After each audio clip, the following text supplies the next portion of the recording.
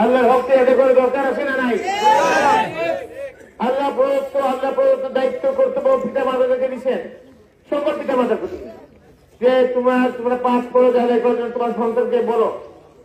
আমাদের সন্তান যখন ছোট থাকে তখন থেকে আমি সেই শিক্ষাটা দিতে হবে।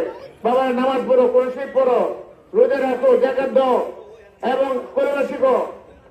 এটা আল্লাহর হক, এটা আল্লাহ প্রদত্ত দায়িত্ব। এটাকে আমরা করবো না কি ভাই? আপনাদের ঘরের অবস্থা কমে গেছে,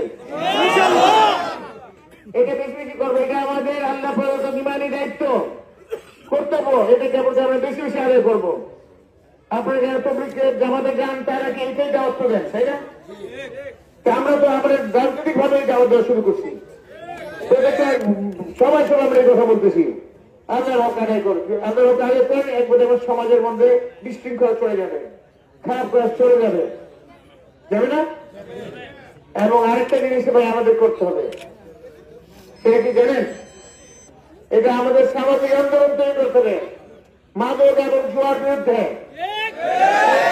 কোন মাদক সেবী, মাদক বিক্রেতা এবং জুয়া থাকতে পারবে না। আপনারা কি আমার সাথে আছেন? আপনারা কি ভয় পান? আপনি যদি মাদক সেবী, মাদক বিক্রেতা অথবা যারা জুয়া খেলে তাদেরকে পেলে কি করবেন? আরে বাবা, ধরবেন আগে, ধরে বাইন্দা করাবেন, বাইন্দা ফেরা উত্তম মদন দিবেন আগে, তারপর থানা ঢোকাবেন। ওর জন্য যারা তদবির করতে চায় তারপরে কি করবেন? একই কাম করবেন, আবার তাকে বাইন্দা ফেলাবেন, ধরে আবার তাকে উত্তম মদন তারা শুদ্ধ থানায় দিবেন, কোন তদবিরকারী না থাকে।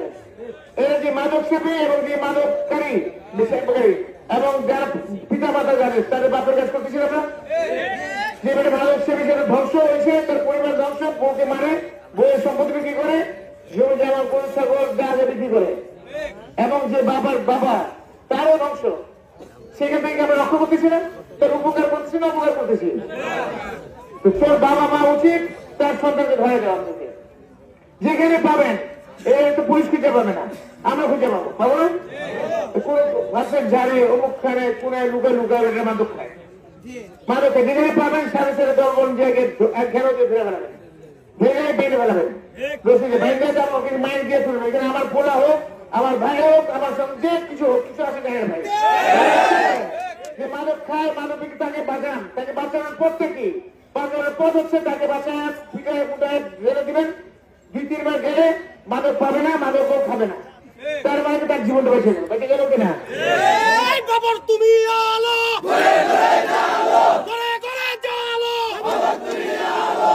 এই জন্য বললাম যে মাদক সেবী বা মাদক যারা সেবী করে তার পিতা মাতার বাপের কাজ করতেছি আমরা, এই সামাজিক আন্দোলনে।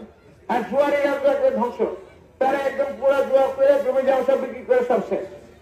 এখানে হতে পারবে না, এটা আল্লাহ হারাম করছেন বাবা। আল্লাহ হারামের মধ্যে একটা অংশ হচ্ছে মাদক এবং জুয়া হারাম করছে। তারপরে এই হারাম ত্যাগের মধ্যে আমরা 5টা প্রশ্ন দিব, আমরা নিজেরা করবো না, কাউকে করতেও দিব না।